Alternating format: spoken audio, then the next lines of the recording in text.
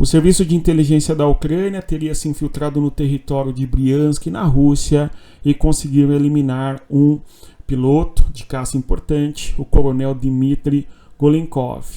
Pesa sobre a figura do coronel em questão acusações de que ele teria sido responsável por atacar shopping center na Ucrânia e também residências civis. E teria sido executado, conforme nós vimos nas informações, a marteladas. O que nos lembra, em alguma medida, a história de Leon Trotsky. Conforme nós sabemos, havia uma enorme rivalidade entre o Trotsky e o Stalin. Stalin venceu em todas as questões geopolíticas em que ele enfrentou, pelo menos dentro da Rússia, não é? E no âmbito da União Soviética, e com o Trotsky não foi diferente. Trotsky foi um homem que fugiu para o México e era um homem marcado para morrer e morreu à base da machadada na cabeça.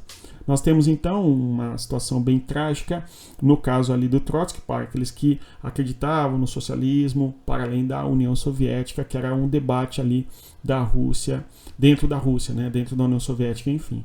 De qualquer maneira, vamos aqui falar desse caso do Dmitry Golenkov.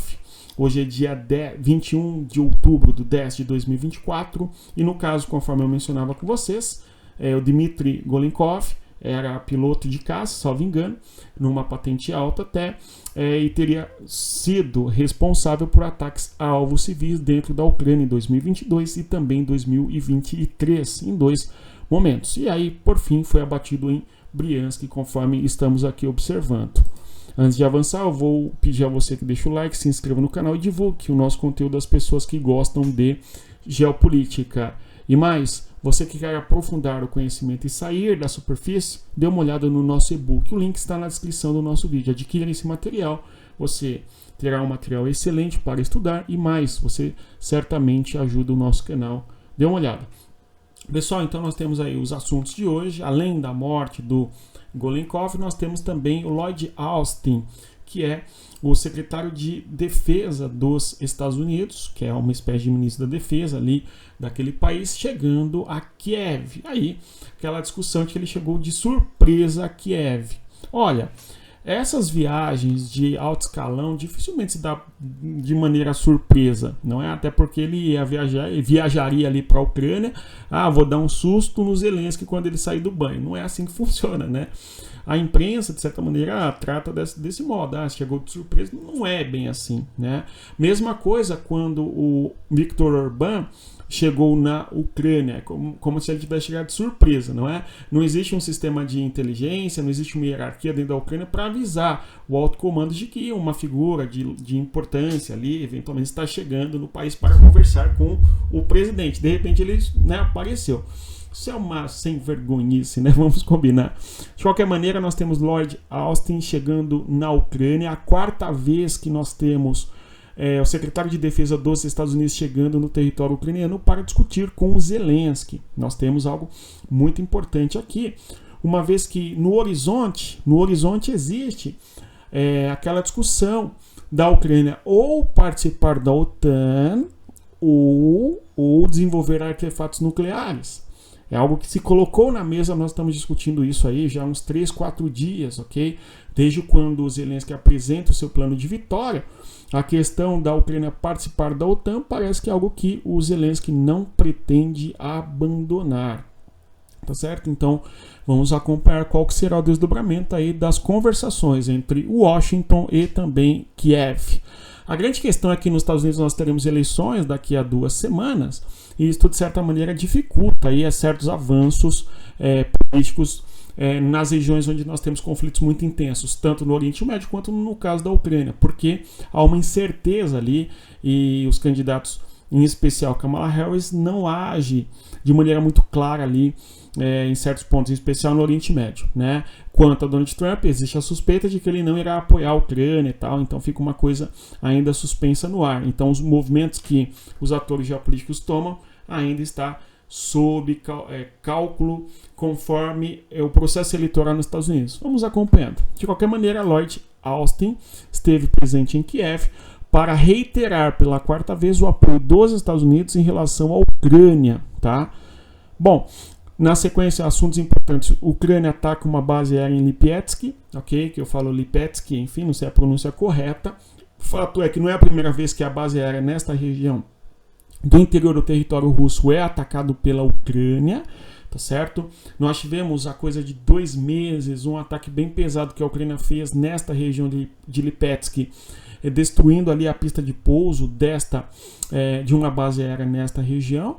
Lipetsk fica numa distância ali de 200 km da fronteira com a Ucrânia, tá? Temos as disputas em Kursk, há avanços russos em vários pontos do território. Essa questão da Coreia do Norte, que nós vamos mencionar, tá? E algo muito importante, eleições e referendo na Moldávia. União Europeia versus a Rússia, é isso que está em jogo ali no território moldavo. Moldávia é uma ex-república soviética, não pertencia à cortina de ferro, até porque era parte da União Soviética. Os países que pertenciam à cortina de ferro eram os países que não faziam parte da União Soviética, que era composta por 15 repúblicas, tá? Enfim, é um assunto mais técnico de quem estuda mais de verdade, né? Não é simplesmente, porque a Moldávia fazia parte da cortina de ferro. Não, né? Bom, vamos aqui então observar os temas importantes. A Ucrânia ataca essa base aérea no território russo, algo importante, o que mostra para nós justamente a Ucrânia conseguindo ou buscando fazer ataques dentro do território russo, certo? Ao mesmo tempo, a disputa em Kursk, uma disputa bastante acirrada. Quando nós olhamos no dia a dia a evolução do terreno dentro do território de Kursk, nós temos claramente ali avanços que são russos e avanços ucranianos, e vice-versa, depender do dia, nós temos uma disputa significativa em certos territórios. Qual que é a grande questão? A Ucrânia não construiu pontos de defesa no território de Kursk, então a contraofensiva russa ela tem conseguido avançar em territórios importantes na região de Kursk, embora ela faz assaltos e ataques, e na sequência a Ucrânia também revida, e aí você tem as disputas territoriais, embora a Rússia tenha avançado e retomado certas regiões dentro do território de Kursk, conforme nós podemos observar, né? Além disso, nós tivemos ataques russos em vários pontos na região Zaporísia, né? E também ataques russos que têm sido reiterados na localidade de Odessa.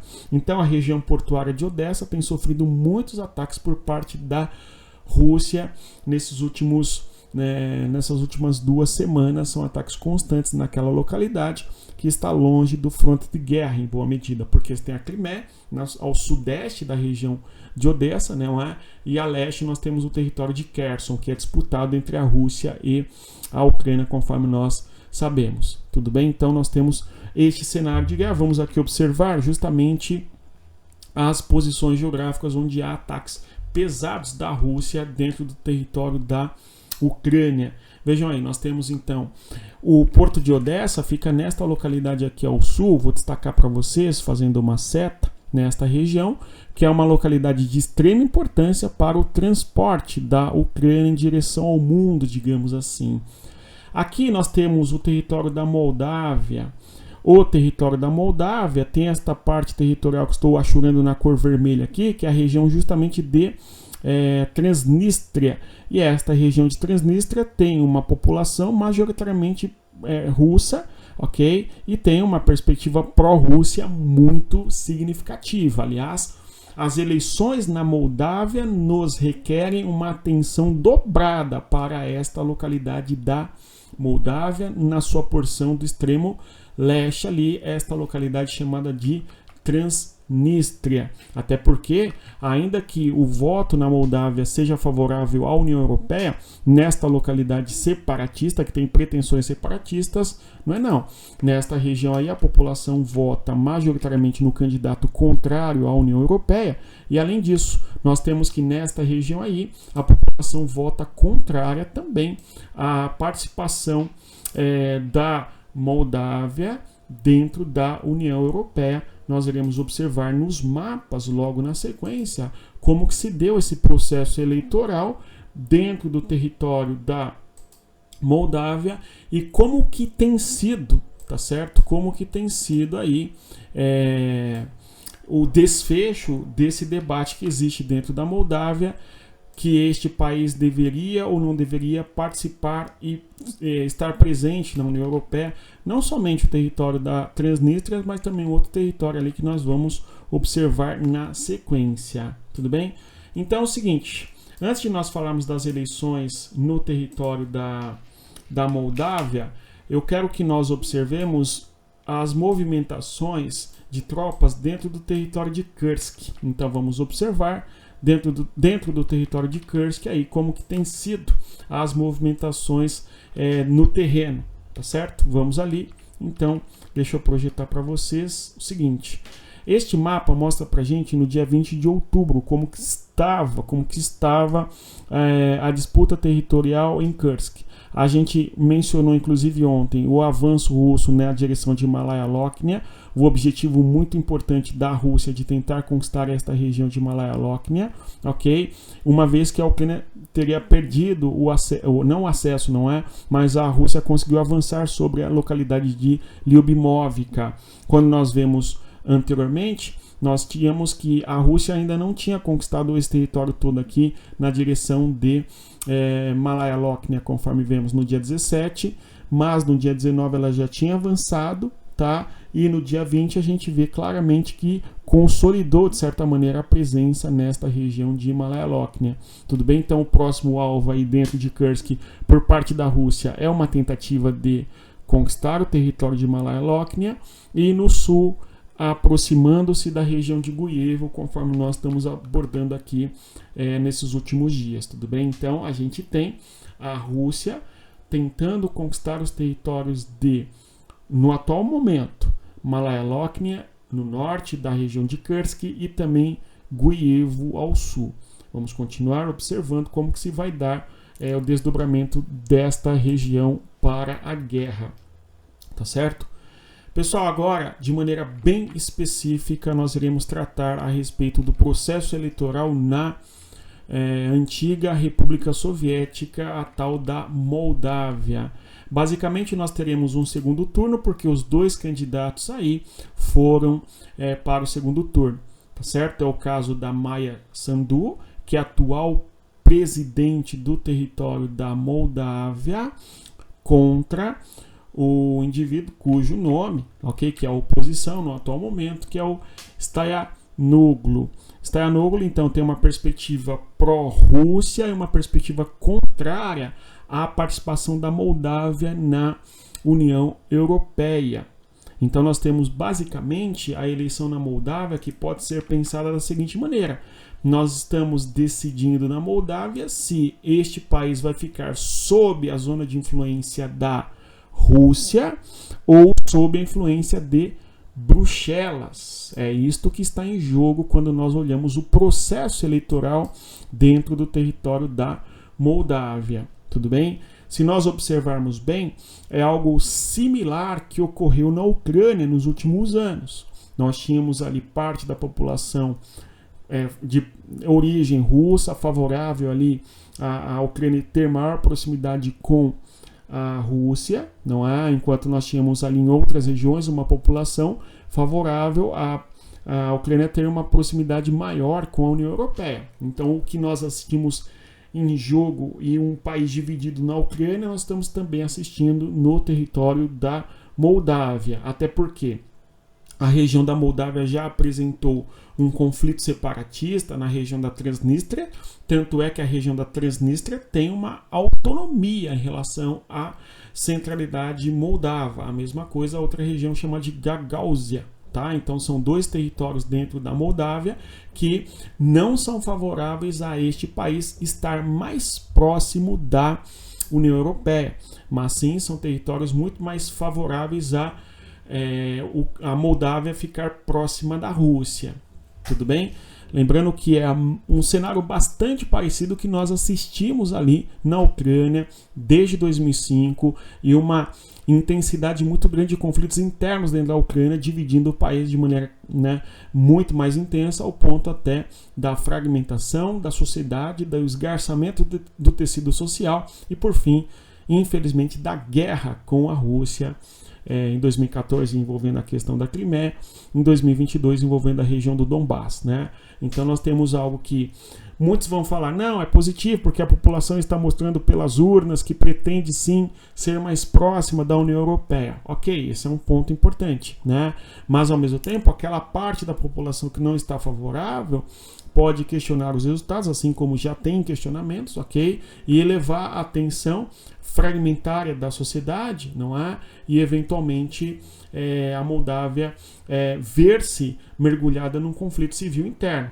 Vamos continuar acompanhando e torcer para que haja uma solução política para a disputa.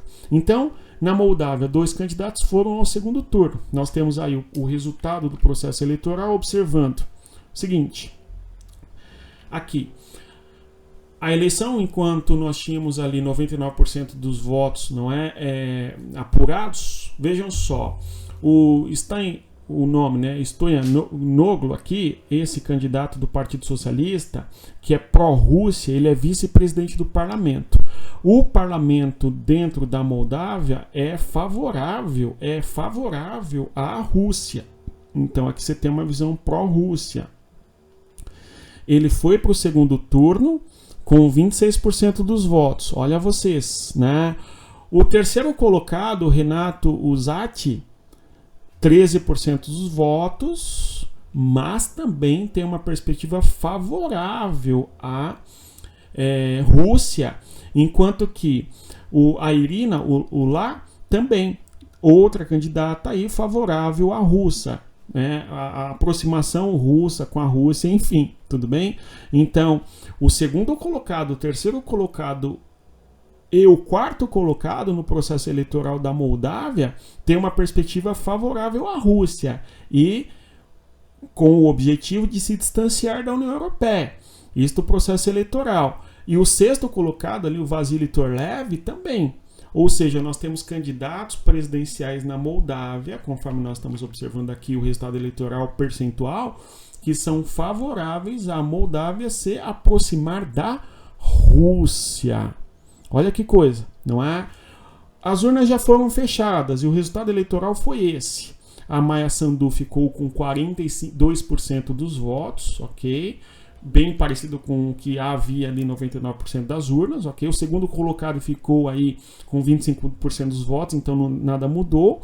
E aí nós temos que o terceiro e o quarto colocado, a Irina e também o Renato, são pró-Rússia. Se nós somarmos a percentagem aqui desses candidatos favoráveis à Rússia, nós teremos um segundo turno, que ocorrerá a segunda volta, eles chamam ali, né, no dia 3 de novembro, que é uma segunda volta bastante acirrada, não é? Então a eleição vai se dar no voto a voto, vamos acompanhar.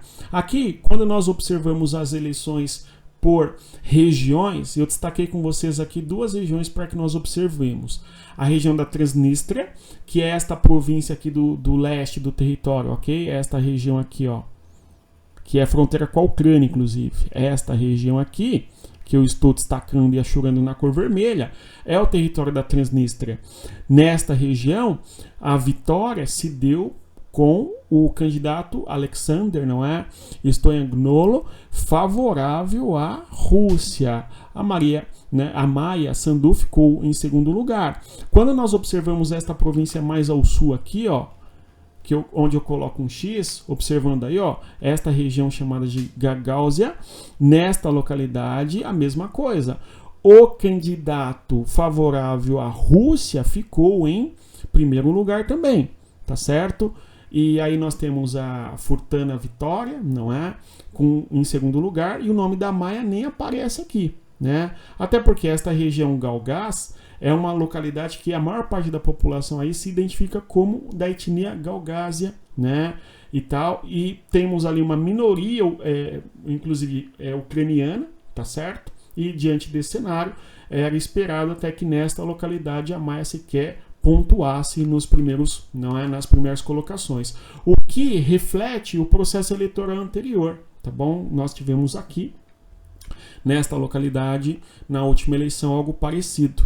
Agora, antes de avançarmos para a questão do plebiscito sobre a União Europeia, vamos observar no mapa aqui, este mapa, para percebermos as tensões que envolvem a Moldávia e também a Ucrânia. Quando nós observamos aqui, vejam só, né, o território da Ucrânia e a região onde nós temos a guerra, Kiev está aqui, para que nós nos situemos. Aqui é o fronte de guerra, conforme nós sabemos, enfim, tá? Entre Rússia e Ucrânia, aquela coisa toda. Este aqui é o porto de Odessa, onde a Rússia tem feito ataques constantes. Quando olhamos aqui o território da Moldávia, esta região aqui, ó, que eu estou achurando agora na cor vermelha, é a região da Transnistria. Esta região da Transnistria é uma localidade que tem uma perspectiva muito mais favorável à Rússia, tá certo? E muito menos favorável à Ucrânia. No caso a União Europeia, melhor dizendo, não é? A mesma coisa aqui, esta região do sul, que é a região de Gaugásia, conforme eu estava mencionando com vocês. Então nós temos aí duas regiões dentro da Moldávia, que tem uma população contrária à participação da Moldávia dentro da União Europeia, tá certo? E vota em candidato que é majoritariamente pró-russo, conforme nós podemos observar no processo eleitoral. Então, algo que está em disputa, nós teremos o segundo turno. A Maia foi para o segundo turno, a segunda volta, com uma vantagem até que considerável, é verdade. Só que quando nós olhamos aquelas regiões onde a população vota majoritariamente pró-Rússia, se nós somarmos ali, a gente vê que não está ganho. Tá? Vamos acompanhar. A eleição será no dia 3 de novembro, o segundo turno, que é 2 dias antecedentes ali em relação às eleições nos Estados Unidos. Vamos acompanhar como vai se dar esse resultado eleitoral. Vamos observar também como que a população votou em relação à União Europeia. Notem vocês, neste próximo mapa, aqui eu mudo no mapa, né, gente? Olha a qualidade das informações que a gente está trazendo aqui. Deixa o like, se inscreva no canal, divulgue o nosso conteúdo. E se você quer aprender muito sobre geopolítica, adquira o nosso curso, o nosso material de estudos. Além do material, ok? Você pode adquirir um curso e você ter aulas presenciais, ao vivo, para discutir em detalhes as questões eleitorais do mundo, tá bom? Então, adquira o nosso material e venha estudar conosco, eu te faço o convite, tudo bem? O link está na descrição do nosso vídeo. Vejam só, então aí nós temos a adesão à União Europeia, como que a população votou. Quando olhamos o não, no caso aqui a região da Transnistria, esta localidade que eu estou achurando na cor vermelha, o não aqui, ó, nesta região, aí obteve coisa de quantos por cento, não é? Entre 60% e 70%. Tudo bem? Agora, quando nós olhamos a região de Gaugásia, conforme eu estava falando com vocês aqui, ó, nesse X, fazendo a seta aqui indicando, mais de 90% desta localidade não quer que a Moldávia esteja presente na União Europeia. Tudo bem? Olhando aqui o resultado eleitoral como um todo, o sim venceu. Tá bom? O sim venceu com 50,3% dos votos e o não 49% dos votos. Então é uma disputa bastante acirrada, não é? É muito curioso isso. Nós temos então uma Moldávia que vota o seguinte: votou na eleição presidencial, o candidato pró-União Europeia vai para o segundo turno com o candidato contrário à União Europeia e favorável à Rússia. Agora, quando nós olhamos para a eleição a respeito de participar ou não da União Europeia, a população vota que sim, só que é uma disputa muito acirrada, né? Menos de 1% de diferença, tudo bem? Então, a possibilidade de nós termos um esgarçamento social dentro da Moldávia é muito grande, vamos acompanhar, tá certo? Quando nós pegamos ali a Transnistria e essa região da Gaugásia também pela União Europeia, vamos observar o detalhe. Pessoal, antes de avançar, eu vou pedir, deixa o like, se inscreva no canal, divulgue o nosso conteúdo para todos que gostam de geopolítica. Pessoal, vamos então observar o seguinte: a eleição pela União Europeia foi da seguinte maneira: o povo votou se deve alterar a Constituição para que a Moldávia pertença à União Europeia. A Moldávia está no processo de adesão à União Europeia desde 2022, tá? Então é por isso que houve o referendo hoje no território da Moldávia, tudo bem? No caso ontem, né? Pessoal, olhando aí as regiões da Transnistria, tá certo? Se deve ou não participar da União Europeia, a gente tem que Na Transnistria, a população votou que não, 68%, quase 2/3, aí, mais do que 2/3 da população, não é? E na região da Gaugásia, aqui, ó, Gagáusia, no sul, 95% quase da população votou que não, né? Então nós temos um país dividido. Agora, um detalhe muito curioso e interessante. Em fevereiro deste ano, nós tivemos 2 referendos dentro do território da Gaugásia, né? Gagáusia, certo? 98% da população disse que este território deveria fazer parte da União Aduaneira da Bielorrússia, do Cazaquistão e Rússia. E mais ainda, 98% votou contrário à unificação da região da Gagáusia em relação à Romênia. E se a Moldávia se unificar com a Romênia, esta região acredita 98% que deve ser independente. Tudo bem? Ambas as regiões, tanto a Transnistria, bem como também a região da Gagáusia, são regiões autônomas dentro da Moldávia, mas regiões muito pulsantes, né? Conforme nós podemos observar. Pessoal, para finalizar, aqui o resultado eleitoral da última eleição na Ucrânia. Na Ucrânia não, desculpa, na Moldávia. A gente vê na cor mais escura, em marrom, vermelha, nessas cores é onde o candidato Dodon venceu, tá certo? E, no caso, a Maia Sandu está concorrendo à reeleição. Na cor laranja e amarelada, a gente vê que ela venceu, né? Tanto é que ela foi eleita, venceu na maior parte, mas foi uma disputa bem acirrada também, né? Disputando voto a voto e perdendo, no caso aí a Maia Sandu, em certas regiões de lavada, né? Então você tem um país possivelmente dividido, ok? De maneira mais intensa, conforme os próximos resultados eleitorais aí vamos continuar acompanhando. Se você chegou até aqui, eu agradeço a presença, reitero você que deixa o like, se inscreva no canal, divulgue o nosso conteúdo das pessoas que gostam de geopolítica. Até mais, conforme eu sempre digo, respeito à geografia, né, gente? Tchau, tchau.